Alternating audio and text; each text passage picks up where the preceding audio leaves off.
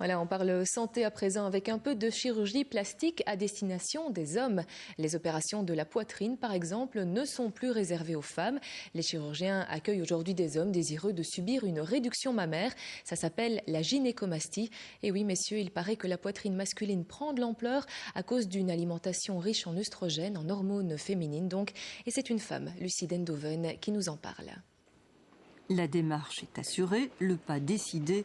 Aujourd'hui, c'est en toute confiance que Daniel se rend à la clinique Saint-Vincent de Raucourt. C'est que Daniel se sent beaucoup mieux dans sa peau depuis qu'il a subi en juin dernier une intervention de chirurgie plastique consistant à réduire ses glandes mammaires.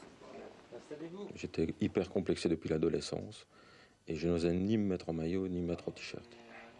Daniel a pourtant attendu jusqu'à ses 50 ans pour oser franchir le pas de l'intervention chirurgicale. C'est un sujet tabou, effectivement, parce que ça touche un peu à l'intégrité de l'homme en tant que tel, en tant qu'image virile. Les images parlent d'elles-mêmes. Le résultat est remarquable et pour Daniel, c'est une résurrection. La plage torse nu pour lui aujourd'hui, c'est possible. Je vais pouvoir m'afficher, oui. J'ai encore un petit complexe, mon petit ventre, quoi, mais je vais le faire, effectivement, oui. Pour les hommes de plus de 50 ans, la gynécomastie est souvent liée à un problème de poids, mais ils ne sont pas les seuls touchés.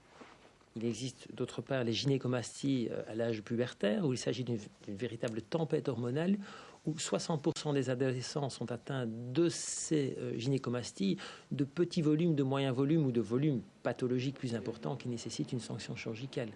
Cette tempête hormonale est renforcée par d'autres facteurs. La première cause, c'est l'alimentation, les hormones type œstrogène que l'on retrouve dans plusieurs types d'aliments, les fast-foods principalement. La nourriture et même l'eau font que l'homme a plus d'hormones féminines dans le corps. Il se transforme. Il est loin le temps de l'homme velu, luttant pour sa survie, et de la femme aux formes calipiges. Les différences hommes-femmes s'amenuisent.